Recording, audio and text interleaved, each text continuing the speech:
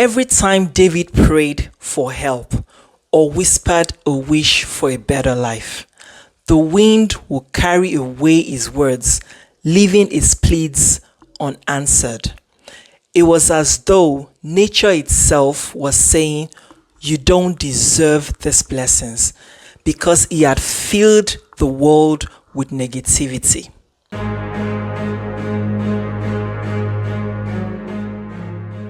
Hello everyone, and welcome back to my channel, a place where inspiration and hope come to life through powerful stories. I am Remilekun Idowu, and today I'm sharing a story of David, a man whose negative words not only kept his blessings at bay, but also how he fought back against nature itself to reclaim his destiny. In his world, the wind itself seems to listen, gather his harsh words, and using them to block his prayers. In this story, get ready for a tale of suspense, struggle, and transformation that will remind you your words have power to either break or build your future. So join me as we learn together. Let's go.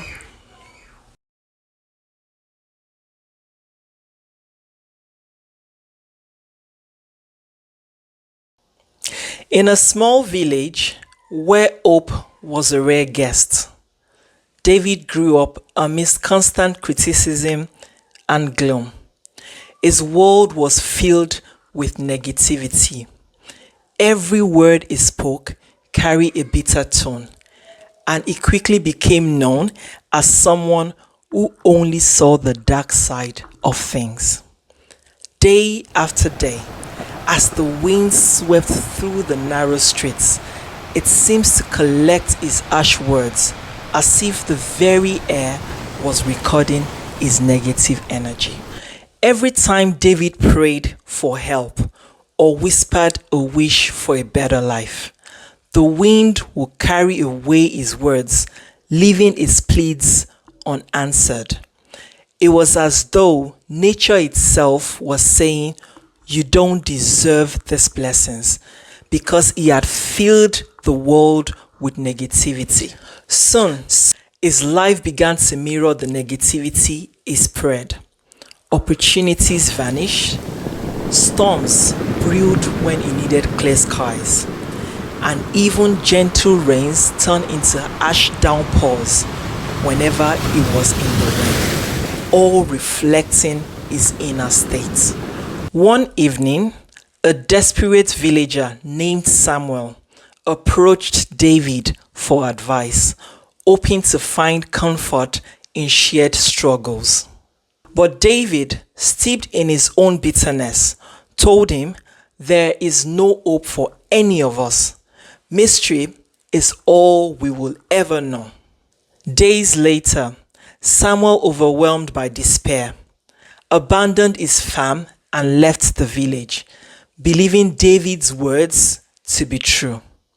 Without his crops, the village suffered another season of hardship, and David began to realize that his words had consequences beyond just himself. Another time, a young girl named Marian dreamt of becoming a healer. But when she nervously shared her ambition, David scoffed.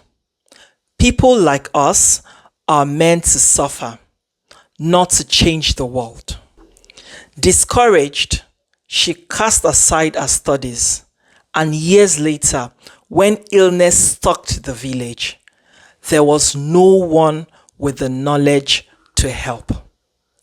Each careless word David had spoken had rippled outward, creating waves of regret and sorrow. One fateful evening, after another day of disappointment, David stood in the middle of the village square, fist clenched, face turned to the darkened sky. "Why do you torment me?" he shouted, as lightning cracked across the clouds.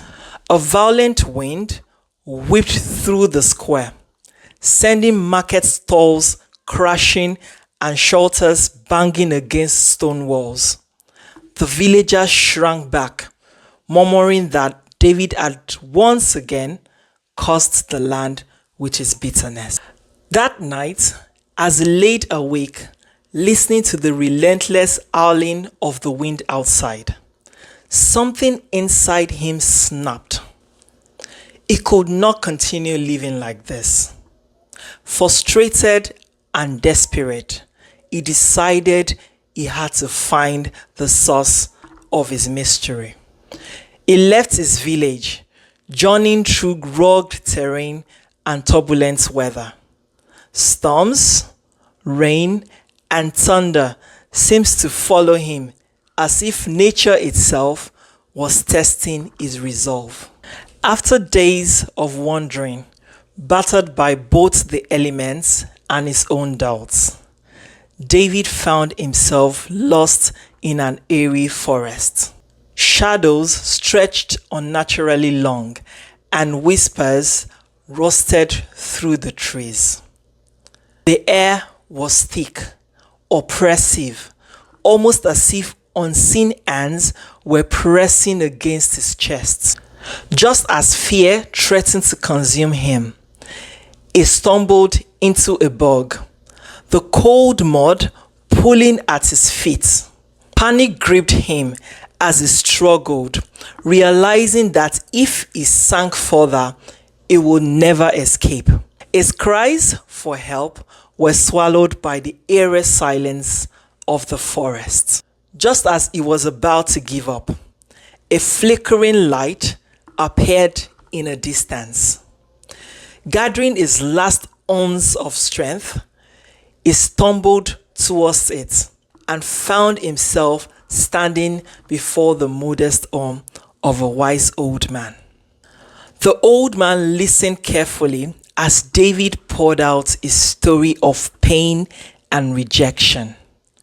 Then, with a calm and measured tone, the old man said, "Your words have built a wall between you and the blessings you seek. You need not travel far to find the answer. The solution is within you. Be mindful of what you speak, and let your words be filled with hope, favor, and kindness." David was taken aback. All his life, he had believed that the world was against him. Yet, here was a simple truth. His negative words had become his own prison. With nothing left to lose, he decided to change. He returned to his village, not with a burst of immediate success, but with a quiet determination to transform his inner world. To mark his new beginning, he stood in the village square and planted a small tree, whispering words of encouragement as he placed the seed into the soil. As this tree grows, so will the hope in this village, he declared. The villagers watched in silence, uncertain but intrigued.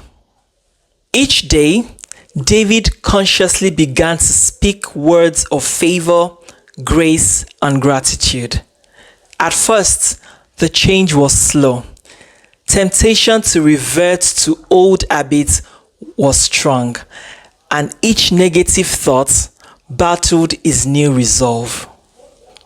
But every time he felt the pull of despair, he remembered the wise old man's words. Gradually, as he filled his days with positivity, he noticed a change. The wind that once carried away his negativity soon seemed to bypass him, letting his words of hope spread freely. One day, as David stood in the same square where he had once raged against the sky, he lifted his hands and spoke words of gratitude. The air was still. Then a warm breeze swept through, gentle, and kind, carrying his words not away but across the village.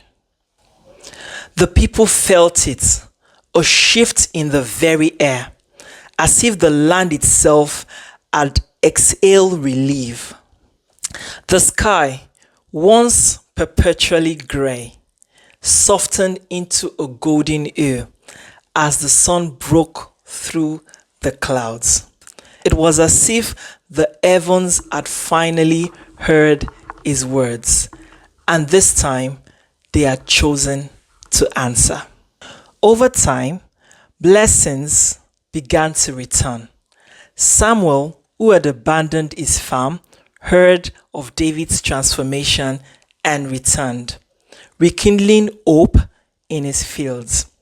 Marian, inspired by David's change, resumed her studies, and when illness stalked again, she was ready to heal. Opportunities knocked on David's door, and his prayers were answered. His transformation was not just personal, it touched the whole village, inspiring others to speak kindly and nurture their inner light. Years later, as David stood at the village center, he watched as people spoke words of encouragement and joy.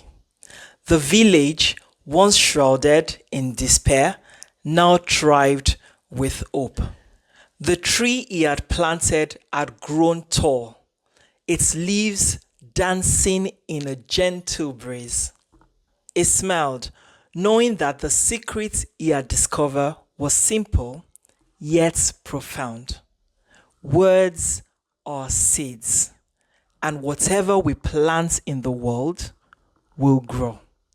By choosing to speak life, he had rewritten his own faith and that of the village forever. David's story teaches us that our words hold immense power. They can either build barriers or open doors of blessings. The words we speak influence our lives and the lives of those around us. Negativity breeds negativity, while positive words can open doors of new opportunities. A negative mindset acts as a barrier to one's blessings, while a shift towards gratitude and hope invites a positive change. Thank you for listening to this journey of transformation. And don't forget to like, subscribe, and join me on this journey weekly to discover more inspirational stories. If David's story inspired you, remember to speak words of hope and kindness to yourself and to others, because blessings are waiting to be unlocked daily. Please share this story with someone who you know might need some positive energy this week. See you next week.